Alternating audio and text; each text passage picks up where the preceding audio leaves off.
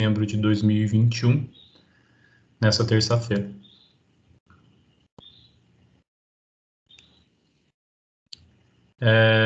A TPC de hoje, ela tem como o tema, né, o título nosso aí, orientações para as avaliações, nesse caso aqui, as avaliações externas. A data aí, só uma correção, não é de outubro, tá? É de setembro. A gente fez esperou um pouquinho aí só para o pessoal ir entrando, tá na outra reunião de ATPC, mas nossa reunião vai até às 11h30 da manhã. Os nossos PCNPs aqui, né? O João, de História, eu, Leonardo, de Geografia, o Tiago, de Filosofia e Sociologia, e o Luiz, PCNP de Tecnologia, aí, que dá o apoio para a gente na área dos diversos momentos aí relacionados aos recursos tecnológicos. Pode passar. A pauta de hoje são as matrizes de referência do SAEB. Então, esse primeiro momento, eu e o PCNP João, a gente vai discorrer um pouco sobre isso, tá?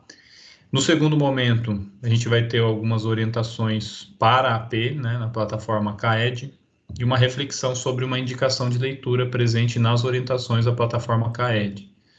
Então, para quem ainda não está familiarizado, a gente pretende iniciar essa conversa, introduzir com a parte de vocês aí, muitos já estão familiarizados, portanto, se for surgindo algumas dúvidas, alguns comentários, pode deixando no chat, a gente vai acompanhando, e no final aí nós vamos ter uma interação, tá? E depois a disponibilização do registro de participação aí para vocês. Os objetivos da TPC de hoje são, né, abordar as matrizes de referência do SAEB, né, e apresentar as orientações pedagógicas para a AP da plataforma CAED. No nosso caso aí é uma novidade, né, tudo bem que a gente já vai para a terceira de Ciências Humanas, mas esse ano aí é uma novidade, essa AP vindo aí com conteúdos tanto de Geografia e História na área de Ciências Humanas e também no ensino médio aí para os demais componentes da área de Ciências Humanas, Sociologia e Filosofia. Vamos lá, então. As matrizes de referência do SAEB, né?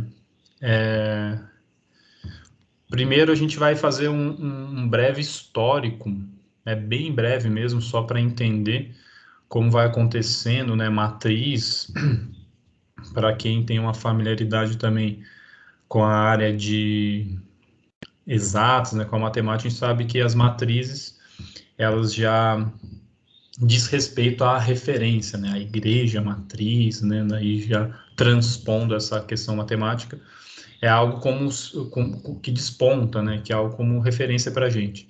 Então, essas matrizes, né? Das avaliações externas, elas vêm sendo aprimoradas ao longo dos anos, né? E desde 97 vêm sendo desenvolvidas, né? Com a descrição das competências e habilidades que os alunos deveriam dominar em cada série avaliada, permitindo uma maior precisão técnica, tanto na construção dos itens, como na análise dos resultados da avaliação. Então, os itens são as questões, né? Então, para a construção dos itens, essas matrizes, elas referenciam, e também depois, na posterior análise. Em 2001, em seu sexto ciclo, as matrizes de referências foram atualizadas em razão da ampla disseminação pelo MEC dos parâmetros curriculares nacionais, também os PCNs. Então, a gente vai percebendo que a cada momento vão acontecendo novos aprimoramentos aí, ou aprimoramentos nessas matrizes. O que são as matrizes de referência, né? O termo matriz de referência é utilizado especificamente no contexto das avaliações em larga escala para indicar habilidades a serem avaliadas em cada etapa da escolarização e orientar a elaboração de itens de testes e provas, bem como a construção de escalas de proficiência que definem o que e o quanto o aluno realiza no contexto da avaliação. Então, como eu disse anteriormente, tanto para a elaboração das questões dos testes também, e para a elaboração das escalas de proficiência, né? A gente sabe que existem habilidades que são aferidas as mesmas em séries distintas, mas para isso existem as escalas que são construídas para aferir ou analisar depois aí os resultados, né? O quanto o aluno realiza no contexto da avaliação. Essas matrizes reúnem o conjunto de habilidades a serem medidas em cada ano série avaliados. Pode passar. Então, as matrizes de referência não englobam todo o currículo, né? Sempre um recorte com base no que pode ser possível aferir por meio do tipo de instrumento de medida utilizada no SAEB, né? Que é esse sistema, né, de avaliação que é realizado aí em cada ano. E que, ao mesmo tempo, seja representativo do que está contemplado nos currículos vigentes no Brasil. A gente sabe que um país de dimensões continentais existe muita dificuldade de mensurar tudo isso, então essas matrizes de referência elas são definidas, pelo menos teoricamente, para tentar representar, né, essa gama de habilidades que podem ser trabalhadas aí ao longo do ensino fundamental, no caso dos anos finais nosso, ou do ensino médio também, tá? Assim, compreendidas, as matrizes não podem ser confundidas com procedimentos, estratégias de ensino ou orientações metodológicas, já que o recorte da avaliação só pode ser feito com base em métricas aferíveis, né? Então, aquilo que o professor, como, né, o professor, ou qual que é a política pedagógica de cada escola, isso, infelizmente, não é mensurado numa avaliação dessa, né, as dificuldades, etc. O que é mensurado ali mesmo é o que está posto na questão, no teste que está sendo colocado. Os testes do SAEB são elaborados a partir de matriz de referência, os conteúdos associados às competências e habilidades desejáveis para cada série e para cada disciplina estão subdivididos em tópicos ou temas, e esses em partes menores, né? Os descritores, a gente destaca isso, cada uma especificando o que os itens nas provas devem medir, né? Então, é uma forma de ter um parâmetro aí para mensurável, né? Próximo aí. E o que são os descritores, né, que a gente destacou? Descritores traduzem uma associação entre os conteúdos curriculares e as operações mentais. Então, que tipo de raciocínio que o estudante ali ele vai mobilizar para poder executar uma determinada atividade, uma problematização que, dependendo da atividade, seja ela no caderno do aluno ou proposta pelo professor, ele pode executar. Então, que traduzem certas competências e habilidades, como eu falei anteriormente. Então, essas habilidades que vão mobilizar também determinadas competências. Os descritores, portanto, especificam que cada habilidade implica e são utilizados como base para a construção dos itens das diferentes disciplinas. Cada descritor dá origem a diferentes itens. E a partir das respostas dadas, verifica-se quais habilidades os alunos efetivamente desenvolveram, ou as que não desenvolveram também. No nosso caso aqui, depois o João vai até mostrar um acesso lá mais para o final da nossa apresentação, e é uma forma do estudante, desculpa, do professor, ter uma referência, uma base aí diagnóstica também para o seu trabalho em sala de aula. Pode passar. E aí, agora a gente vai falar um pouco sobre os eixos do conhecimento, né, de forma mais resumida.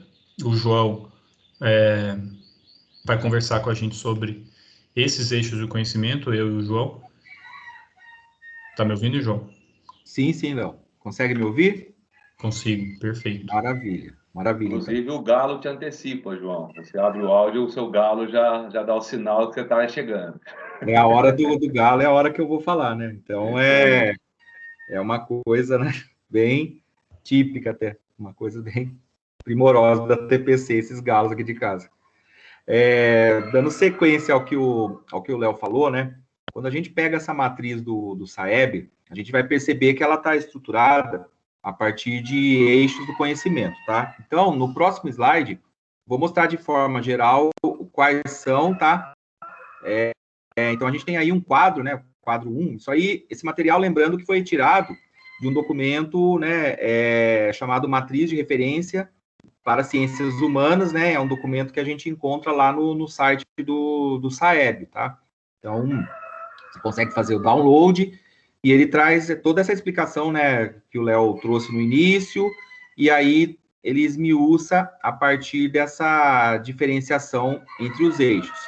Então, pensando, né, em ciências humanas, a gente tem aí, ao todo, 6 eixos, tá? Eixos do conhecimento. Então, tempo, espaço, fontes e formas de representação, natureza e questões socioambientais, culturas, identidades e diversidades, poder, Estado e instituições, cidadania, direitos humanos e movimentos sociais, relações de trabalho, produção e circulação. Esses 6 eixos, eles, vamos dizer, eles cruzam, né, com os chamados eixos cognitivos, tá? Os eixos cognitivos, eles, a gente vai explicar isso daqui a pouco também, mas eles também são subdivididos em 3 momentos, né, em A, B e C. Então, no eixo cognitivo A, a gente vai ter aí habilidades de reconhecimento e recuperação, no eixo cognitivo B, compreensão e análise, e no eixo C, avaliação e proposição. Então, é importante até para o professor perceber que quando a gente elabora uma prova, uma avaliação, essa prova ela tem níveis diferentes de complexidade, né? A gente tem falado desde o início do ano a respeito de habilidades, a respeito desse trabalho, né, que deve ser desenvolvido a partir dessa concepção, e principalmente, assim, a partir do momento que a gente identifica, né, uma habilidade, chegar numa habilidade de avaliação e proposição, a gente, na verdade, está trabalhando o que é proposto, né, pela BNCC e também, né, pelo currículo paulista, seja ele na etapa de anos finais, seja ele na etapa do ensino médio, tá? Essa percepção como um todo. Bom, o primeiro eixo, né, como o Léo falou, vou passar a bola de novo para o Léo. Tempo, espaço, fontes e formas de representação, ok? E aí a gente vai estar indicando para vocês, assim, de maneira bem sucinta, o que cada um representa, o que cada um diz, né? Tendo esse nosso olhar de ciências humanas, esse nosso olhar do componente, ok? Léo? Beleza, João. Vocês me ouvem? Teve uma colega aqui que falou que estava sem conexão. Para mim, deu umas travadas no seu, João, mas não sei se aqui é a minha internet. Você me ouve de boa? Eu consigo te ouvir, Léo. Eu tive um problema antes, mas foi falta de energia, que eu acabei caindo da reunião e voltei voltar. Mas não sei. A gente sabe que a ferramenta do Teams, ela tem dias que ela apresenta maior instabilidade, né? Mas vamos, na medida do possível, tentar passar o nosso recado. Beleza. Bom, o João comentou aí sobre o quadro anterior, que fala sobre os eixos, né? E esse primeiro eixo, tempo, espaço, fontes e forma de representação, ele abrange, evidentemente, todas as áreas, ou melhor, todos os componentes da área de ciências humanas, mas eu destaco aí as fontes, obviamente, a gente recorre mais ao conhecimento histórico, né? E geográfico também, mas a forma de representação normalmente é dada à cartografia. Então, destaca a compreensão da relevância dos documentos históricos e representações cartográficas para a interpretação dos fatos e fenômenos abordados em contextos regionais, nacionais e mundiais. Então, esse movimento escalar, né, da região ao mundo, e espera-se que o aluno tenha um domínio da periodização e dos métodos da produção histórica, capacidade para diferenciar posicionamentos culturais e científicos. Aqui é esperado que o aluno produza e use com intencionalidade representações e imagens como a cartografia e aplique na construção de mapas, projeções, escalas cartográficas. Então, A alfabetização cartográfica, a gente vê que acontece desde lá das primeiras séries do fundamental, passa pelo fundamental anos finais e depois culminando ali no ensino médio, ela é importantíssima nesse caso, eu chamo a atenção também para isso, obviamente, em relação também às fontes históricas, isso é importantíssimo, né? São as fontes históricas que vão fornecer esse material aí para análise e espera-se que o aluno ele tenha, desenvolva as habilidades para ter essa competência, né, que o eixo tá propondo. O eixo 2, natureza e questões socioambientais, verifica a capacidade do aluno compreender o encadeamento dos elementos naturais e suas interrelações, né, as dinâmicas envolvidas e padrões que apresentam o modo como podem ser categorizados e como se distribuem nos diferentes lugares no Brasil e no mundo. O eixo requer amplo domínio das relações de causa e efeito entre a ação antrópica, né, humana, na natureza, bem como dos princípios de sustentabilidade e dos diversos posicionamentos sobre ele. Então, é um eixo importantíssimo que vai trabalhar aí de forma transversal os diversos componentes da nossa área, até para além dela, né, se a gente for pensar em outras componentes de outras áreas, mas o importante é que o aluno entenda essa relação de causa e efeito, né, essa lógica, a lógica de apropriação ou as lógicas de apropriação que o ser humano ou as sociedades vêm realizando ao longo do tempo sobre os ambientes considerados naturais. O eixo 3, o João agora, João. Sim, sim. O eixo 3, culturas, identidades e diversidades, né? Ele é um eixo que a gente percebe que está muito ligado à questão dos vínculos identitários, a questão do patrimônio cultural, né? A exemplo também do eixo 1, que fala sobre isso, né? A gente percebe que nesse eixo, né, existe um destaque para muitos elementos, né, advindos das matrizes étnicas que identificam a nacionalidade brasileira, né, compreendida sempre sob uma perspectiva de reconhecimento das diferenças culturais e de respeito à diversidade. Os itens problematizam ideologias, discursos e práticas de tipo etnocêntrico. Aí vocês me desculpem, é racialista, tá? Tá escrito radialista, mas é racialista e sexista, tá? E requer que os alunos, né, eles tenham a capacidade de contrapor as manifestações discriminatórias, impedindo a reprodução de desigualdades sociais. Então, a gente percebe, principalmente no contexto que a gente vive hoje, que esse eixo, né, culturas, identidades e diversidades, ele é de suma importância, né? Até para a gente entender, né, a própria construção, né, a própria identificação das ideologias e do racialismo, né, da ideia, né, que se construiu no Brasil. Foi até um tema que a gente debateu um pouco na TPC passada, e vai ser o alvo de um comentário que o Tiago vai fazer na sequência de nossa TPC de hoje, quando ele abordar uma referência bibliográfica que a gente vai indicar, tá? E então é um eixo extremamente importante, né, trabalhar essa questão de culturas, identidades e diversidades.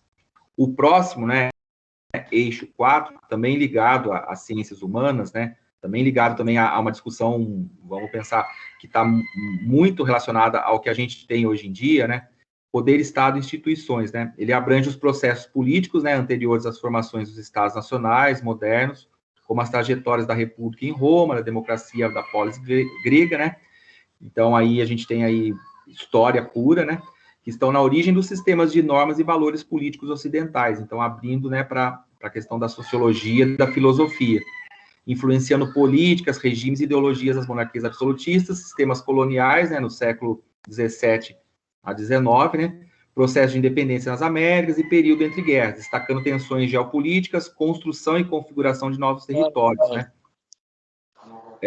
em prol da integração e cooperação internacional. Meu áudio está legal para vocês, o Leonardo, Thiago?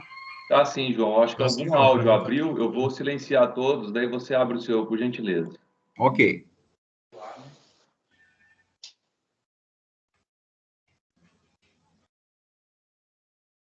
Pode ir, João.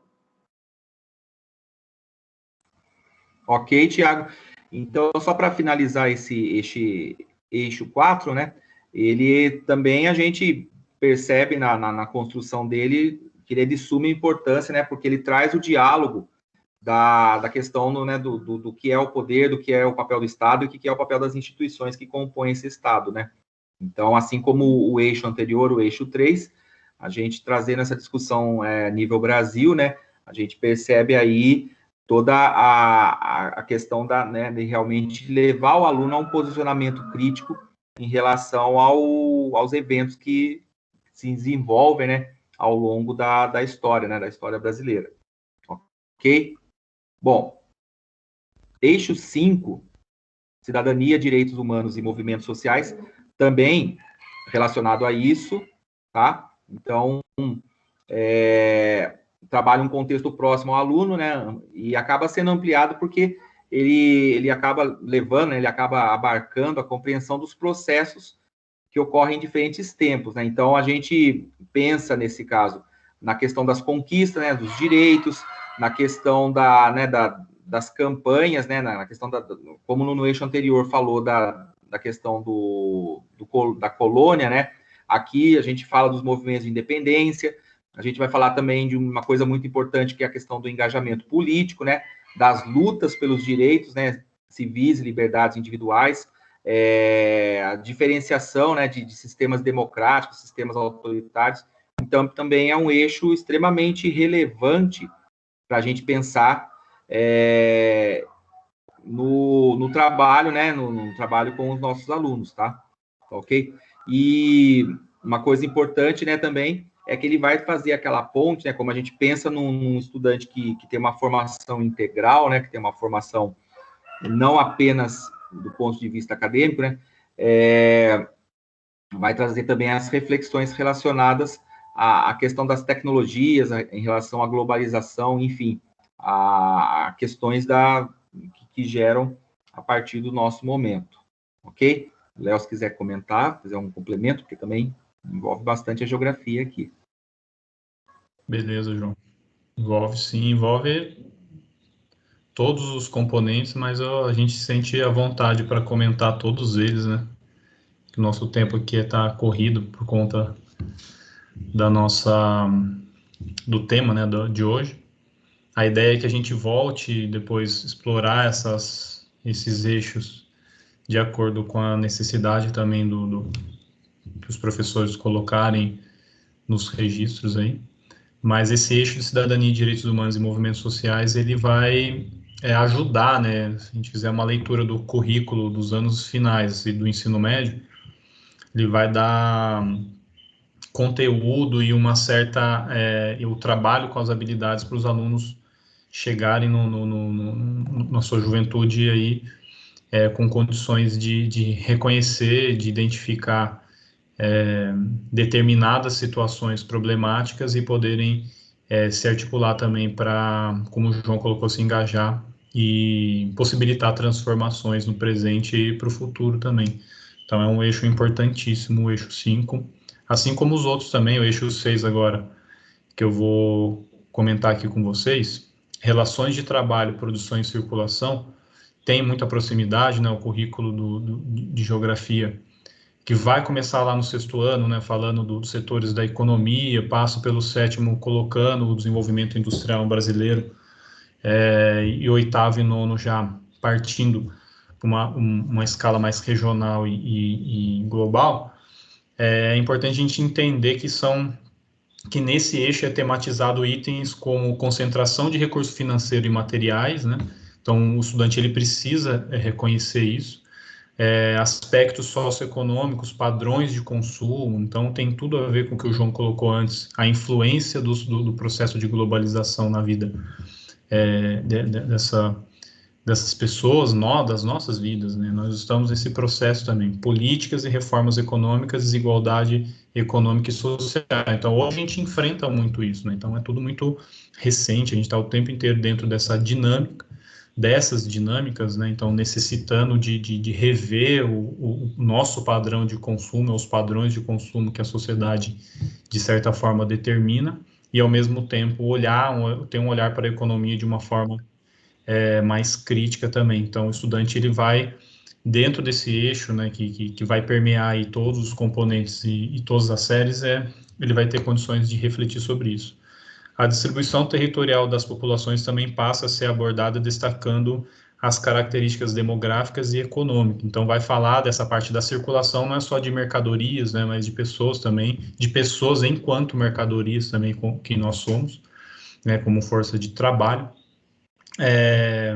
Relativos a fluxos migratórios, então, não só imigratórios, tem um RILE que diz respeito tanto à saída quanto à entrada e à circulação mesmo de pessoas, seja através dessa mobilidade, através do trabalho diretamente, ou de catástrofes naturais, problemas políticos. Então, esse eixo orienta o aluno a adquirir conhecimento sobre as rotas, tanto dentro de um país, né, a gente estuda isso no currículo, principalmente dos anos finais aí, essas mudanças demográficas que acontecem no Brasil, mas internacionais também, que ali a partir do 8º ano, principalmente em geografia, essa conversa começa a ficar um pouco mais complexa para o aluno. Então, em todos os períodos históricos. Então, a história, ela traz também esse movimento e os impactos econômicos e geopolíticos que vai trazendo aí. Aí, na sequência, a gente vai falar sobre os eixos cognitivos, né, que aí esses eixos, os anteriores, né, do que a gente comentou, eles dizem respeito mais ao conteúdo que vai ser mobilizado aí pelo desenvolvimento das habilidades, né. Os cognitivos diz respeito às operações mentais, né, os raciocínios que em determinada a idade, faixa etária, os estudantes estão mais aptos a desenvolver. Então, como cada aluno deve se apropriar do conhecimento, né, tanto de ciências humanas dessa matriz, quanto do SAEB, e para ir mais longe até da própria base nacional, né? Pode seguir. Vou comentar bem rápido esse eixo A. Então, o que tem a ver com esses eixos, tanto do conhecimento quanto o cognitivo? Eles vão, depois o João ele pode voltar até ele explicar com mais profundidade, eles vão demarcar alguns quadrantes, né? Então, a gente vai ter alguns quadrantes, tanto na vertical quanto na horizontal, no quadro que ele explicou anteriormente.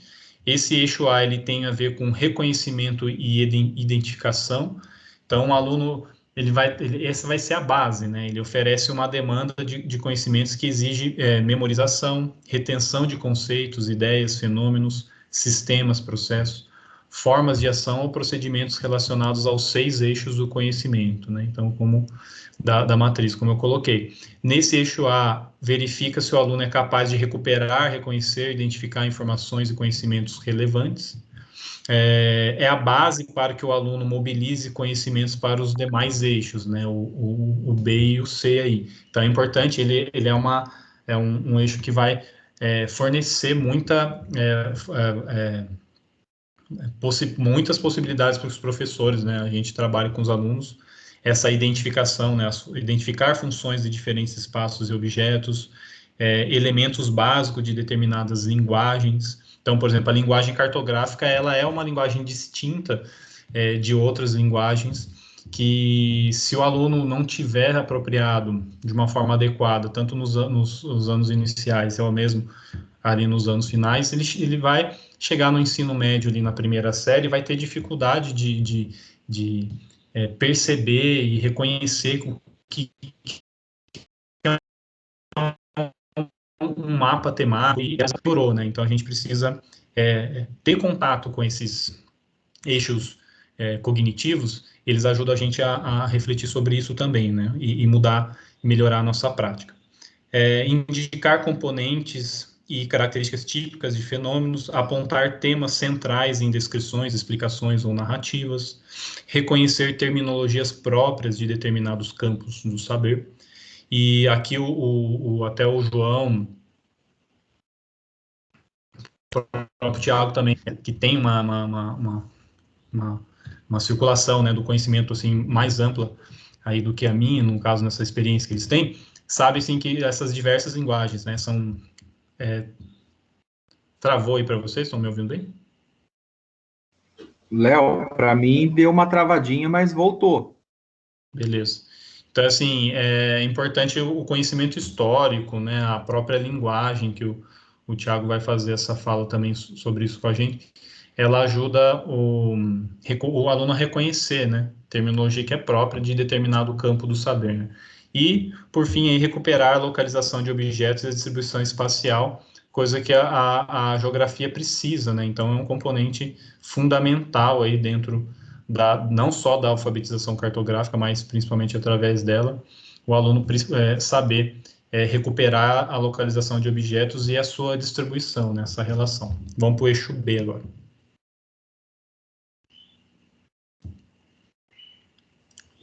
Você vai, João? Ok. Pode ser. Bom, no eixo B, o que acontece? O eixo B, na verdade, ele é o desdobramento, né, do que a gente percebe no eixo A, né? Então, ele agrupa, né, as demandas que vão superar as expectativas apresentadas no eixo A. Então, enquanto o eixo A, ele é um eixo de identificação, né, o aluno identifica, aqui a gente já parte para um momento, né, além, que é o momento da compreensão e da análise, né? Então, uma coisa que é importante, que a gente tem sempre comentado nas nossas TPCs, é o professor prestar atenção nos verbos que compõem as habilidades. A partir da identificação desses verbos, a gente consegue saber se uma habilidade, ela é uma habilidade mais simples, é uma habilidade mais complexa, tá? E o mesmo raciocínio a gente também aplica para entender essa progressão, né? A partir dos eixos, né? Do eixo A, B e C. Então, quando a gente fala nas habilidades do eixo B, né? A gente vai analisar os seguintes processos, né? Analisar fatores constitutivos de determinados processos, constatar relações de associação e causalidade entre fenômenos. Então, aquela uma habilidade muito comum em história, né? Que é identificar causa, né? Causa e efeito, associar, né? Um determinado fato ao seu desdobramento. Então, tudo isso daí é relacionado a esse eixo de compreensão e análise, né? Classificar, entender as lógicas, o porquê que existe essa classificação, né? Então, a história, principalmente em um determinado momento, um momento que... somente o momento que a gente estudou, na verdade, era uma história onde se executava muita classificação, né? A gente tinha, por exemplo, a divisão dos períodos, né, da história clássica, né? Então, moderna, medieval, contemporânea. Esse tipo de divisão, ele é baseado em uma lógica, né? E é interessante que a gente, enquanto professor, a gente perceba, né, que isso compreende um eixo, né, uma progressão de habilidade de compreensão e análise, tá? Comparar também é uma coisa muito importante, diferenciar, compreender e talvez o grande desafio, né, aplicar o conceito e o conhecimento necessário, que seria diretamente relacionado àquela habilidade do aluno de propor, né, de propor intervenções, né, que consta tanto na base, na BNCC, quanto também no currículo, né, do aluno ele intervir no meio e propor as soluções, né? Então, é um eixo que desdobra o que a gente viu no A e dele a gente parte para o eixo C, tá? Que é o eixo de avaliação e proposição. Então, aqui, né, ele já vai propor o agrupamento das demandas cognitivas, né, centradas no exercício do pensamento crítico, né, da criticidade e da criatividade. Então, duas palavras importantes, né? A gente pensando em ciências humanas, né? Criticidade e criatividade. Ou seja, o aluno, ele, nesse momento aí, né, nessa etapa aí, ele consegue, a partir da sua análise, a partir do seu, né, do seu cabedal de conhecimento, avaliar a efetividade para propor ações, discutir as regras, os critérios que orientam decisões, julgar, selecionar, avaliar. Então, novamente, olha, os verbos, né? Avaliar os cenários, as motivações que levaram a isso, a maneira como isso tem impactado, né? E, principalmente, assim, fazer a representação, fazer o fechamento de tudo, ele fazer a compreensão do porquê daqueles fatos, né? Então, como diz lá em cima, né? É muito relacionado ao pensamento crítico e à criatividade, tá? Então, Percebam que a progressão dentro dos eixos, ela segue uma lógica que também é a lógica que a gente verifica nas habilidades do currículo paulista. Então, quando você pega as competências, vou falar, por exemplo, do ensino médio, quando você pega lá as competências para o ensino médio, você percebe que também existe essa progressão entre o identificar, entre essa progressão em etapas, tá? Identificar, analisar, propor. Então, seguindo sempre essa estrutura, tá?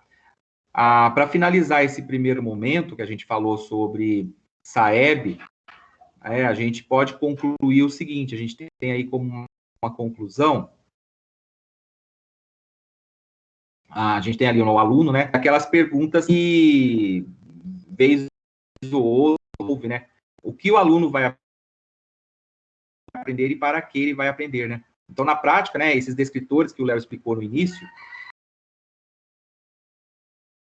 Tá dando uma travada aqui para mim, João.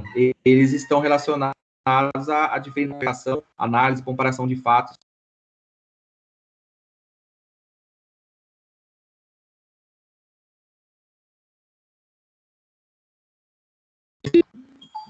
Travei. João, Vocês estão me ouvindo? deu uma travadinha aqui. Mas agora vocês conseguem me ouvir? Agora sim. Então, só finalizando, né? Aqui para a gente responder, né? Olha, como o aluno vai aprender, o que ele vai aprender e para que ele vai utilizar isso daí. Isso tudo é relacionado a essas questões de habilidades, esse desenvolvimento de habilidades. Ok? Bom, um outro instrumento que nós trouxemos também aqui para analisar com vocês é a plataforma CAED, né? Como vocês sabem, esse ano, as avaliações, né, as avaliações de aprendizagem em processo, elas são executadas a partir da plataforma do CAED, né? Então, o que acontece? A gente sabe que a plataforma apresenta algumas oscilações, ela às vezes não funciona a contento, né? Mas é importante, principalmente para o professor, ele dar uma olhada em alguns campos que estão presentes na plataforma, onde a gente vai encontrar, né, orientações pedagógicas e também os resultados da avaliação, tá? Então, eu trouxe aqui para vocês, no próximo slide, só lembrando, né, que a gente está no meio de um processo da AP do terceiro bimestre, né? E aí, olha lá, a gente tem aqui o público-alvo, as habilidades, e percebam ali, né, assinalado com a flechinha amarela, né, ciências humanas, né, a AP3 intermediária, do 4º ao 9º ano do ensino fundamental, 1º ao 3º do ensino médio, né, abordando habilidades essenciais. Esse período de aplicação está previsto, né, de 14 a 24 de setembro, né, assim como também nós teremos aplicação em língua portuguesa, matemática, e, enfim, como na vez anterior. Então, é importante que a gente perceba, por exemplo, eu trouxe aqui um recorte de um resultado da diretoria de ensino, né, na AP, né, de ciências do começo. Pode... Então, olha, até a gente muda o slide, por favor, no próximo, tá? Isso, obrigado. Até para a gente confirmar, corroborar o que a gente comentou aqui, percebam o seguinte, olha, a gente tem aqui, isso é um recorte nível diretoria de ensino Pindamonhangaba, tá? Então, a gente tem a habilidade 5, né, o código dela tá ali, né, IF07H, é uma habilidade de história, né, H2, e depois a H12. No 7º ano, na avaliação de 7º, essa habilidade ela teve somente 21%, né, de percentual de acertos. No 8º ano, a habilidade H12, ela teve 23% de acerto na habilidade. Mas por que eu coloquei ela aí? Vamos identificar o que está sendo dito nessas habilidades aí. Então, olha só. Habilidade 5, 7º ano. Identificar conexões, interações e consequências do contato entre as sociedades do chamado Novo Mundo da Europa, da África e da Ásia, no contexto das navegações dos oceanos Atlântico, Índico e Pacífico. Agora vamos observar aqui, ó, a habilidade de oitavo. Identificar a distribuição territorial da população brasileira em diferentes épocas, considerando a diversidade étnico-racial, étnico-cultural, né, indígena, africana, europeia e asiática, e os interesses políticos e econômicos.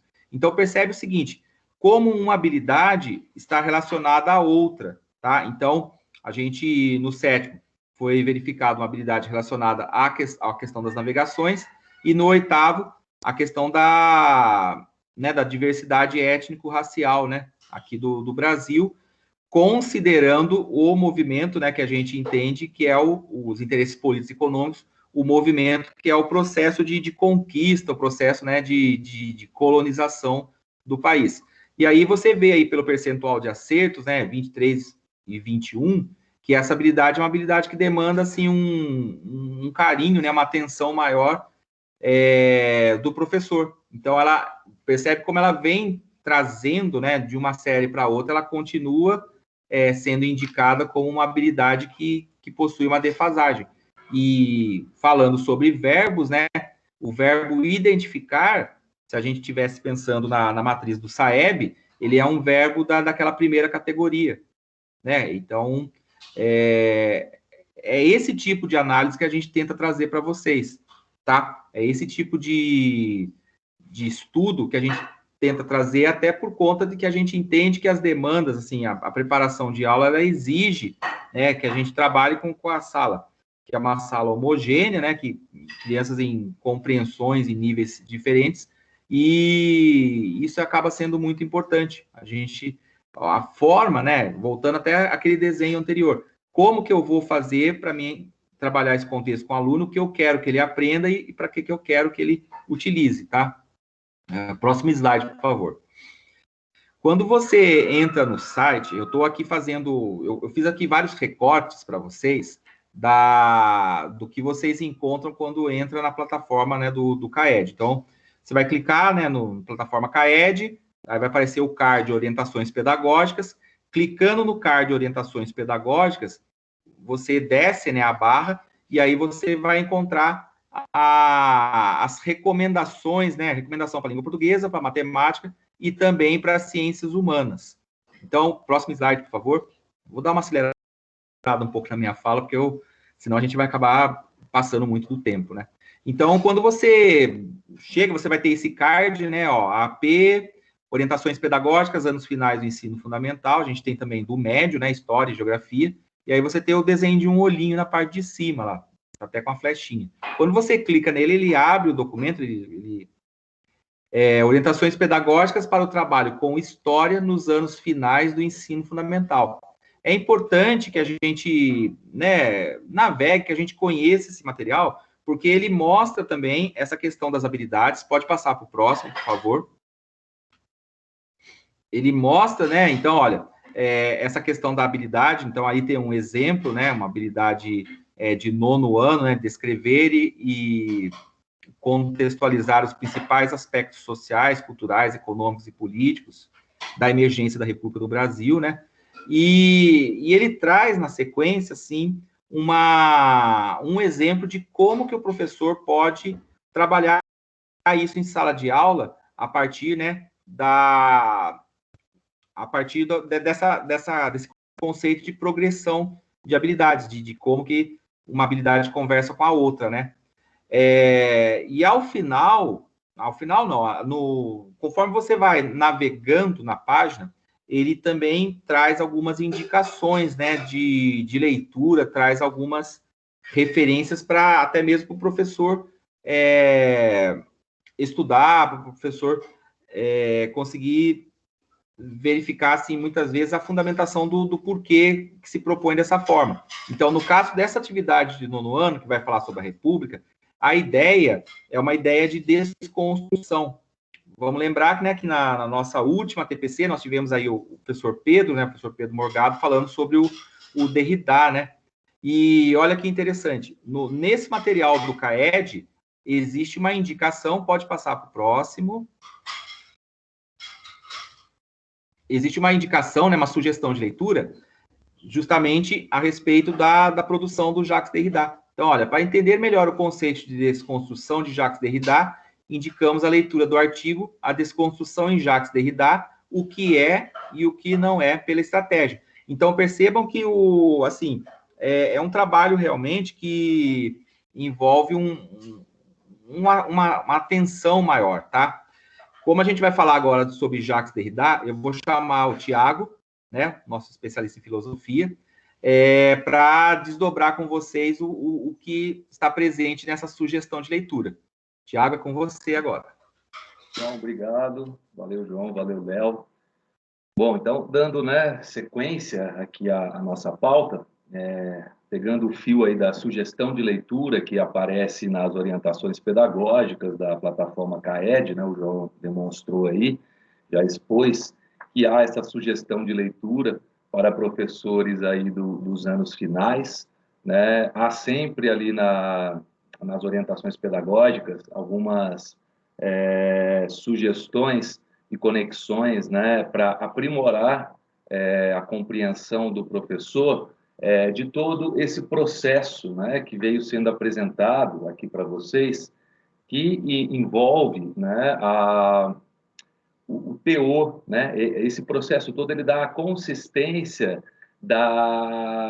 do percurso da aprendizagem dos alunos, né? Então, se formos pensar aqui, né, de modo geral, né, a grosso modo, né, diríamos, esse processo de aprendizagem do aluno, o que ele implica, né? E, inclusive, não só dos alunos, né, mas de nós, profissionais da educação, professores, né, o que esse processo ele é constituído, né, ele é formado por o quê? Né? Aprender, né, identificar as linguagens, as lógicas que estão vigentes na realidade, né, avaliar essas lógicas, analisar, compreender, para se apropriar dessa lógica, né, e utilizá-la na transformação de si mesmo e do mundo, né, é o que implica, de certo modo, a essas diretrizes, né, todas aí que vêm sendo traçadas para a educação, né, no século XXI. Então, a gente vem falando dos documentos aí, né, normativos, como a Base Nacional Comum Curricular, o currículo que operacionaliza, né, essa Base Nacional Comum Curricular, e, num certo sentido, o que nós estamos falando? Deste processo de aprendizagem que envolve a todos nós, né, e que é um processo que se dá, né, na linguagem. Não existe nada que ocorra, né, nesse espaço da aprendizagem que esteja fora da linguagem, né? Tudo é assimilado, identificado, envolvido pela linguagem. Todo o contexto, né, em que se trabalha ali, fala-se muito do aluno saber, dos professores e dos alunos, né, conseguirem contextualizar o conhecimento, justamente porque nós estamos todos atravessados, né, pela língua e pelas linguagens existentes, humanas, e essas línguas e essas linguagens todas, elas dão consistência aos nossos contextos históricos, né? Um ponto importante aqui que se destaca, né, o João lembrou bem que na nossa penúltima TPC houve participação do professor Pedro, que curiosamente, né, apresentou aí a filosofia do Jacques Derrida de forma bem assim ampla, panorâmica, e houve, né, na apresentação dele essa permanência no conceito de desconstrução, né, que está vinculado aí à figura, né, ao filósofo Jacques Derrida, e que é um conceito, uma ideia muito polêmica ainda, porque muitas vezes passa por uma confusão interpretativa, né? Pensa-se muito, utiliza-se muito o termo desconstrução, ou desconstruído hoje em dia, né? Mas muitas vezes sem essa compreensão do que do que implica o conceito na filosofia de Jacques Derrida, né? Bom, dentro dessa introdução que eu fiz, né, que tudo é linguagem, né, eu acho que assim a gente entra num diálogo direto com esse filósofo, né, não existe nenhuma ação humana que esteja fora da linguagem. Isso quer dizer o quê? Que todo esse processo de aprendizagem, ele prepara, né, a formação, nossa formação e a formação dos alunos é uma forma de nos preparar, de nos munir, de nos guarnecer de instrumentos, né, de compreensão da linguagem, justamente para que a gente consiga atuar nos contextos, né, da vida, né, da existência, de forma ativa. É interessante que na filosofia do Jacques Derrida vai se formando bastante a ideia de que não há apenas um único contexto, né? Ele traz a ideia de contexto para uma ideia viva, né? De que há contextualização, não existindo nada já feito, nada está determinado, feito ou acabado, né? Mas está tudo sendo feito por se fazer, né? E por se descobrir. Então, existe uma série de lógicas, né? Como a gente viu, que vão se formando historicamente, do que é a compreensão, do que é um bom desempenho cognitivo do aluno, do professor. Porém, nós sabemos que tudo isso, toda essa compreensão, ela serve para que a gente tenha melhores condições de se apropriar, né, disso que se chama de conhecimento, justamente para utilizá-lo de forma viva, né? Então, a desconstrução na filosofia de Derrida, e o Pedro, se ele estiver presente aqui, até gostaríamos, né, que ele pudesse contribuir logo após a minha fala também, se ele se sentir à vontade para isso, para esse diálogo, né? A desconstrução no Jacques Derrida atravessa, né, toda a obra dele, mas não é um conceito que ele fecha, que ele determina, que ele vai trazer um significado definitivo, né? Não se configura esse conceito como uma metodologia, né? Como uma lógica fechada, né? Mas ele tem justamente essa intencionalidade de ser uma performance de linguagem, né? Que atua de forma viva e direta na realidade. Então, por isso, essa ideia de que os contextos, por Jacques Derrida, não estão dados e definidos, acabados, mas estão sendo feitos, construídos. A história não está feita, acabada, né? A maneira como nós herdamos, legamos a história, né? Aprendemos aquilo que foi sendo construído pelos nossos antepassados, ela não é a maneira definitiva de se ler o mundo, né? Então, basicamente, todo esse arsenal de compreensões, de lógicas, de instrumentos, né, para a compreensão do mundo, para formar mesmo uma leitura mais rica de mundo para o aluno, né, do aluno e também dos educadores, justamente para que a gente encontre vias e modalidades aí possíveis de articular com essa aprendizagem, com tudo aquilo que foi legado, né, tudo aquilo que nós herdamos, e para que a gente consiga atuar, né, neste mundo de forma ativa, né? Então, a desconstrução no Derrida, ela tem esse sentido de uma linguagem viva, né, de uma linguagem orgânica, e como um ser vivo, né, como algo orgânico, não está acabado, encerrado, mas em permanente transformação. Então, a proposta, né, da filosofia ali, desconstrutiva ou desconstrucionista do Jacques Derrida, ela vai incidir, sobretudo, né, até o Pedro apresentou, numa proposição ali de ir desconstruindo essas lógicas que vão sedimentando o nosso conhecimento histórico, né, desde que há história. Então, ele se volta muito fortemente para a noção que vai sendo elaborada e constituída lá na Grécia Antiga, né, de logos, que é a palavra, o discurso e o modelo de racionalidade que ganha forma na Grécia Antiga, né, justamente para mostrar que através da nossa história, uma centralização nesse modelo, né, nessa forma discursiva da palavra e do conhecimento que nós herdamos desde lá da filosofia clássica, né, na Grécia Antiga. Então, a desconstrução no Derrida é uma forma de fazer a leitura desses centramentos, dessas centralizações discursivas, racionais, né, da linguagem ao longo da história, e fazer uma identificação, um levantamento de como essa linguagem se estrutura e expor, demonstrar como a lógica, que desde Aristóteles, né, é a lógica vigente, que define e dá o design, para utilizar um termo aí derridiano, né, das nossas relações políticas, sociais, culturais, vitais. É uma lógica binária, né, dicotômica.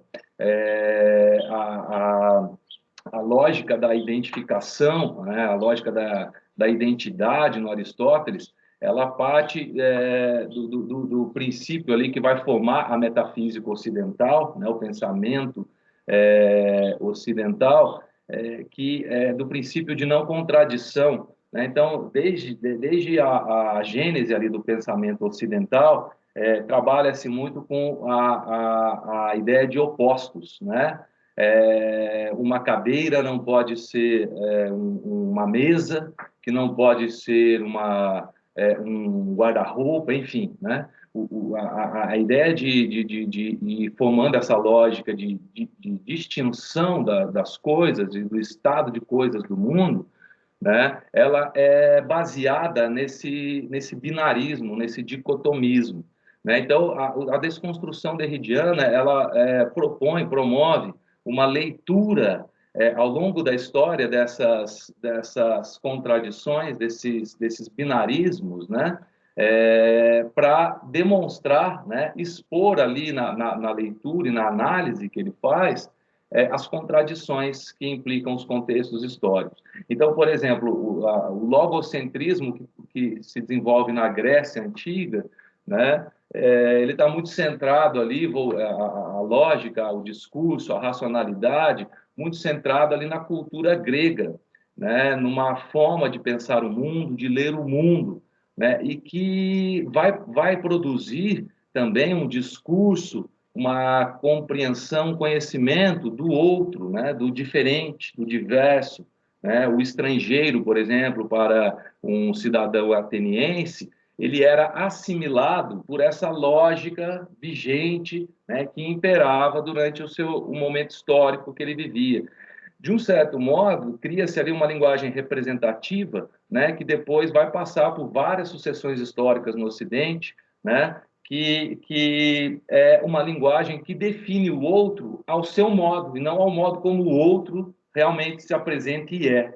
Então, essa implicância da linguagem para o Derrida é o que nos parece interessante aqui, porque nós estamos tratando, né, e vamos continuar tratando de um assunto aí que são as políticas antirraciais, né? E para que a gente atue e reflita de forma viva essa política, né? A gente precisa passar por uma série de desconstrução, ou seja, de erguer, levantar, compreender quais são os conflitos que estão implicados nas políticas, por exemplo, raciais. Né? Os gregos, a gente sabe que eles tinham uma forma de designar o estrangeiro, né? Que sempre é uma forma depreciativa, né?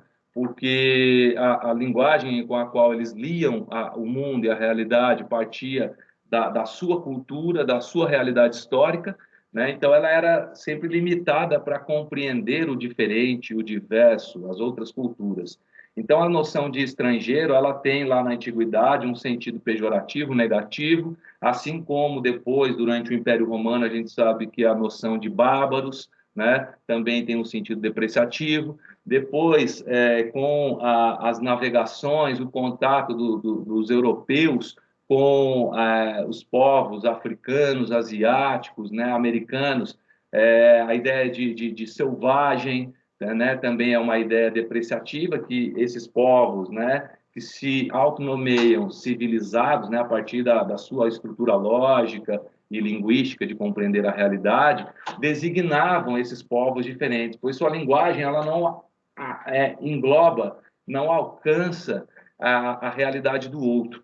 Então, a desconstrução, ela tem, eu vejo como uma premissa ali, né, elementar, abrir a linguagem para esse estatuto vivo, né, da língua e da fala e da escuta, né? O Derrida ele vai diagnosticar ali que há, né, um mal aí da história, que é o logocentrismo e o fonocentrismo, né? Então, nós ouvimos do outro aquilo que nós estamos habituados a ouvir, né, dentro do nosso contexto social, né? Como se a vida social, familiar, formasse uma caixa de ressonância ali de linguagem, e aí a gente assimila o outro a partir daquela escuta que nós estamos habituados, ou daquela linguagem que nós estamos habituados, e não a partir da linguagem do outro, né? Então, há aí um conflito que na filosofia do Jacques Derrida é muito importante, porque ele abre, né, de certo modo, o pensamento e a filosofia para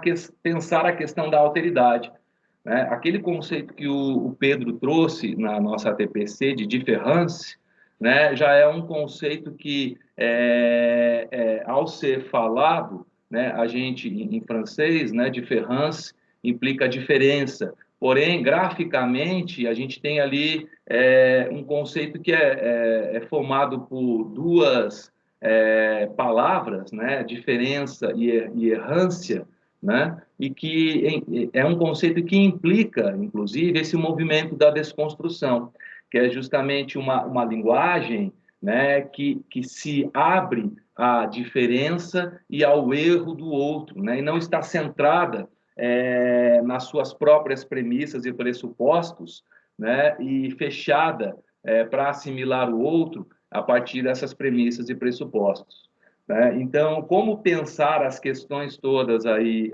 raciais, né, que é um propósito nosso aqui daqui para o final do ano, né, nos parece que, de forma até muito providencial, né, veio essa orientação pedagógica centrada né, voltada para a ideia de desconstrução de Jacques Derrida. Então, nos parece que essa é uma via muito rica, né? É uma noção, né, muito rica e cara para pensarmos a realidade hoje, né? Uma vez que nós estamos imersos, né, num momento, num contexto em que esses conflitos binários, né, dicotômicos, permeiam a realidade, né, conflitos de narrativas, né, conflitos discursivos, retóricos. Então, como pensar a questão da vida, né, de uma aprendizagem viva, sem se abrir para o que se mostra, né, realmente como vivo no momento, né, e sem ficarmos limitados ou sedimentados, né, numa linguagem que é exclusivista, sectária, como Derrida mostra no logocentrismo, né, que se desenvolve no Ocidente desde a Grécia Antiga, que é uma lógica, né, uma forma de ler o mundo que separa, divide, exclui, né, assimila o outro a partir das suas premissas e não se abre para o outro para que as suas premissas possam se apresentar, né? Então, a alteridade, pensar a alteridade implica essa performatividade da linguagem, né? Que em Derrida ele vai dizer que a linguagem é da ordem do suplemento, né? A palavra ela não é representativa, né? O grego ele não representa o estrangeiro quando ele nomeia o estrangeiro. O europeu não representa o ameríndio quando ele nomeia o ameríndio como selvagem, né? Ou o asiático como primitivo, né? Enfim, como pensar as questões da diferença e da alteridade, né, dentro daquele princípio, né, que até o Pedro trouxe, situou, que é da hospitalidade, né? Como criar uma linguagem, como atuar com uma linguagem que seja hospitaleira ao diferente, ao diverso, né? Então, por exemplo, nas políticas antirracistas, né, um ponto que a gente tem observado bastante, inclusive com as formações da SEDUC que vem ocorrendo, é que, por exemplo, a noção de raça é algo que foi construído historicamente, né? É algo que não, de fato, não existe, não está dado pronto, mas foi um discurso, né, que se tornou vigente na história durante muito tempo e que promoveu, né, exclusão, naturalizou a escravização de povos, né, naturalizou a violência. Então, a desconstrução, ela incide aí como uma forma de você fazer a leitura, né, desses discursos históricos que permeiam a realidade e levantar as suas contradições, os seus conflitos e, inclusive, ter a liberdade para promover a inversão desses conflitos, né? Então, passa-se a compreender hoje que a ideia de raça ela foi muito funcional para uma certa indústria europeia de colonização, né? E para se justificar a escravização de povos não europeus, né? E atualmente, né, inclusive até a ideia de negro, né, vem sendo problematizada até por conta dessa história racista, né, porque ela se baseia em algo que não divide a espécie humana em raças, né? Mas se for para haver uma determinada diferenciação, né, da espécie humana, ela está mais ligada à pigmentação da pele. Então, fala-se hoje, até pouco tempo atrás, falar em preto, né, era algo que não era politicamente correto, né? Hoje já se inverte. Então, vejam como que a desconstrução vai operando nos debates e no diálogo histórico presente, vivo, né? Porque hoje fala-se que o termo preto seria mais adequado que negro, porque negro implica a noção de raça. E essa ideia de raça já foi desconstruída e demonstrada que ela não existe, mas serviu como um instrumento ali lógico, discursivo, para beneficiar determinados povos em detrimento de outros, né? Então, nós chegamos nessa sugestão, né, da plataforma CAES, da desconstrução em Jacques Derrida. Acho que é algo que todos nós, professores de ciências humanas, precisamos ler, compreender melhor. Não é num momento breve de reflexão aqui em ATPC que nós vamos aprofundar essas questões, mas justamente provocar, né, nós mesmos, nos provocar, né, a gente faz isso entre nós aqui da equipe de Ciências Humanas, né, a gente provoca bastante assim, o discurso um do outro, né, para reflexão, para fazer esse levantamento das contrariedades que o discurso implica, e isso já, né, de certo modo, a desconstrução acontecendo, né, de forma viva, performática na linguagem. Então, para pensarmos essas questões todas que, né, estamos propondo, mostra-se fundamental e elementar passarmos por uma compreensão mais aprofundada da ideia, da noção de desconstrução em Jacques Derrida. Bom, a breve introdução e apresentação que eu faria, né, é essa, e agora nós iremos abrir aqui para uma interação com vocês, né, com relação a tudo que foi sendo desenvolvido na nossa PPC. O Pedro, se estiver presente aí, quiser contribuir um pouco para esse diálogo, né, será muito bem-vindo, ou qualquer um de vocês. Então, deixamos em aberto aqui para um diálogo entre nós todos.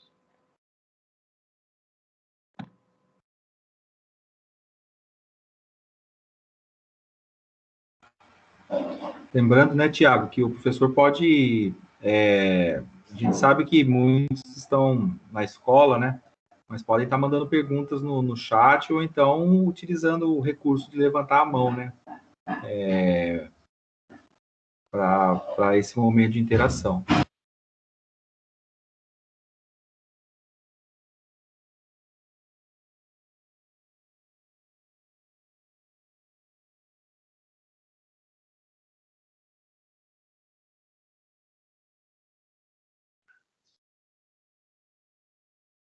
acompanhei, estou vendo aqui o chat, não há nenhuma questão, né? Inclusive, se vocês tiverem qualquer questão com relação à plataforma CAED também, né? As orientações pedagógicas, a gente está abrindo este momento aqui para qualquer questão relativa à nossa pauta desde o início, né?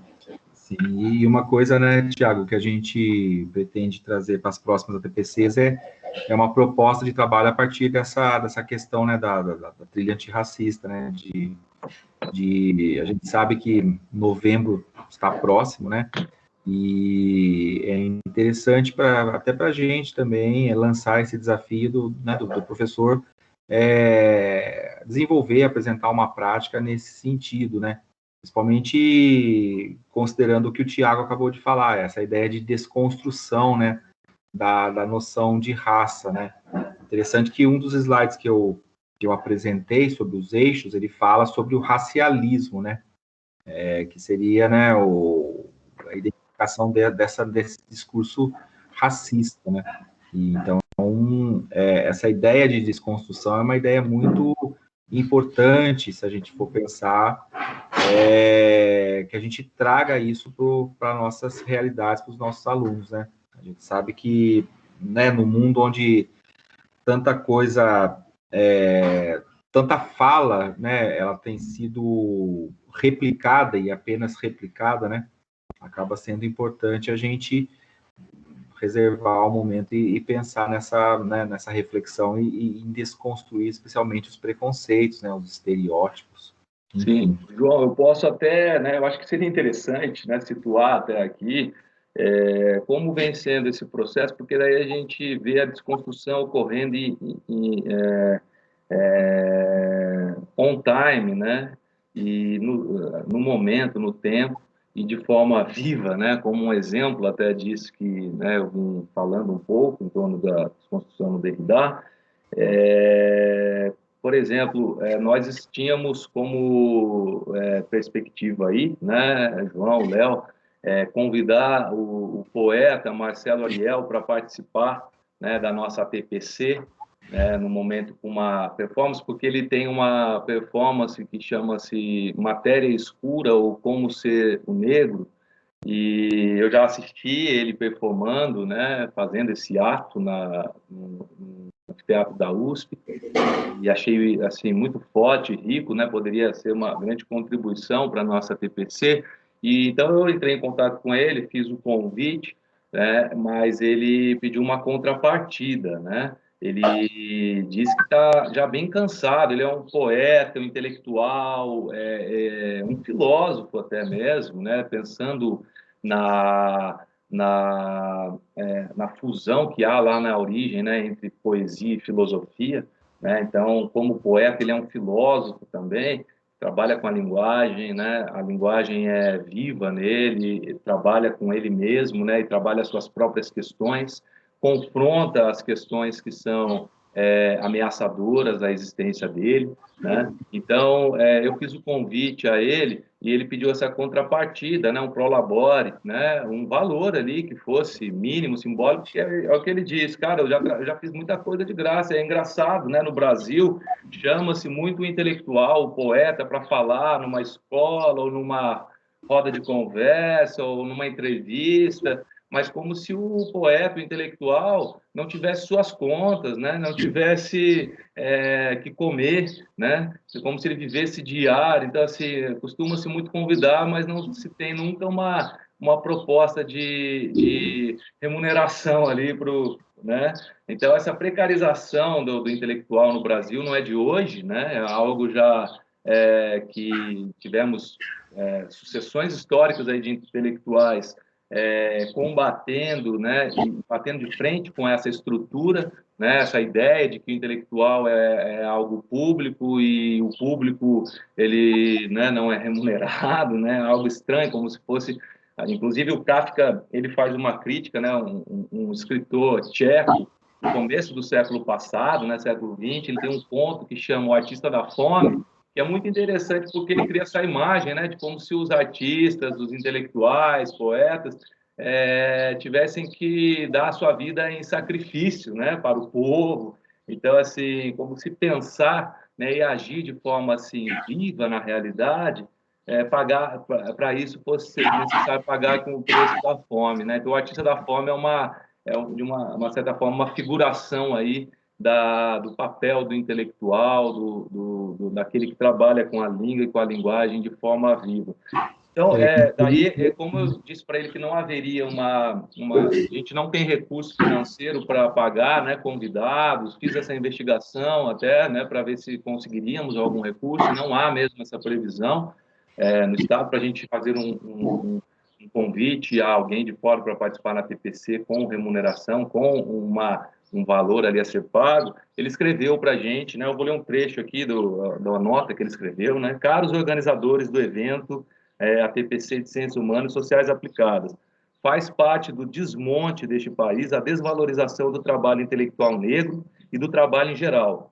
Professores e o ensino em geral foram totalmente capturados por uma máquina mercantilista de neurotização e anulação da transmissão dos saberes. Paulo Freire já havia alertado para esse fato. Diante desse quadro, onde meu trabalho não seria remunerado, me recuso terminantemente a trabalhar de graça. Não estamos em 1889, apesar de muitas diretrizes serem francamente escravagistas. Apenas cumpro ordens e diretrizes, dizem os que têm em suas mentes este quadro naturalizado. Ok? Então, fica aqui como um testemunho vivo essa recusa do Marcelo Ariel de participar em nossa TPC, né? Porque ele está dizendo que, como um poeta negro, Ariel, inclusive, ele fala, né? Os negros estão vivendo há 200 anos nas calçadas, né? E isso foi naturalizado no país, né? Ou seja, eles não têm casa ou vivem na casa dos outros, né? E isso, a gente sabe que o processo de desescravização dos povos no Brasil ele é bem complexo, né? Isso de fato não ocorreu assim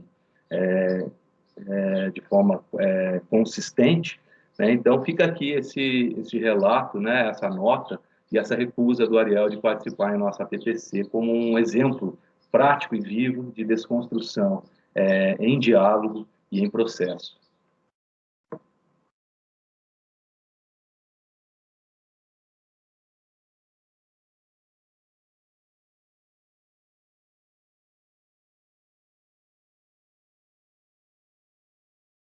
Valeu, Tiagão. Tá me ouvindo aí? Isso é importante também para a gente destacar, né? Quando o Thiago coloca que entre nós, né, e o João e ele, a gente está o tempo inteiro dentro de um enfrentamento dentro da linguagem e outros enfrentamentos, esse tensionamento, a gente procura encarar isso da forma mais natural possível, né? De desconstrução, como ele colocou também. Meu conhecimento sobre o Derrida veio a partir do próprio convívio aí com o grupo, e aí a gente vai percebendo o quanto isso, dentro dessa dicotomia que o Thiago colocou, desse binarismo, né, de bom, ruim, de positivo, negativo, a gente compreende que se a gente mirar, né, a superação disso também, ou ir para além disso, né, não que isso deixará de existir, a gente começa a viver até com mais tranquilidade, né, receber uma crítica, acolher essa crítica, rever o que a gente pensa, nem sempre vai demandar uma transformação imediata, mas a gente considerou mesmo a mensagem que o Marcelo Ariel colocou e o Tiago leu em partes e fez essa introdução sobre ela. Então, é importante isso, a gente também tentar viver na prática boa parte daquilo que a gente estuda ou a gente reflete, não só como um mero formalismo e uma especialidade filosófica, geográfica, né, dentro dos nossos componentes, mas gratidão aí ao Tiago, ao João, por proporcionar essas reflexões aí, não só na TPC, mas também dentro do próprio núcleo pedagógico. Assim, a gente espera também que os professores possam nos ajudar aí a nos reconstruir, desconstruir constantemente. Isso aí, Léo. Bom, como não houve manifestação, né, de interesse aí para participar da interação, estamos chegando aqui ao momento final, né, 11h29, podemos encerrar, João, Leonardo? Sim, sim. O link do formulário eu coloquei no chat, tá? Também tá o QR Code aí na tela. Coloca no chat, Agradecer faz a todo favor. mundo. O link está no chat, alguém solicitou, né? Ele está lá no Tem no chat. chat. E lembrando que ele é enviado também por e-mail para vocês, assim que a gravação estiver pronta, né, a gente envia para as escolas um e-mail com a gravação da TPC para aqueles que não puderam participar agora, né, e também com o link de registro de participação. Eu quero agradecer aí a participação, a presença de todos que estiveram presentes aqui hoje. Muito obrigado. Até a próxima TPC. Passo aí para vocês dois também se despedirem. Logo na sequência eu encerro a gravação, tá bom? Valeu. Ok, Obrigado, Thiago. Thiago. Valeu. Também gostaria de agradecer a todos que participaram, né? A gente se vê daqui a 15 dias. E uma boa semana para todos. Léo? Obrigado, Thiago. Obrigado, João. Pessoal que está presente aí e nos ouviu. A gente espera que tenha contribuído com a formação, né, de vocês esse dia aí. E até daqui 2 semanas. Uma ótima semana para todos.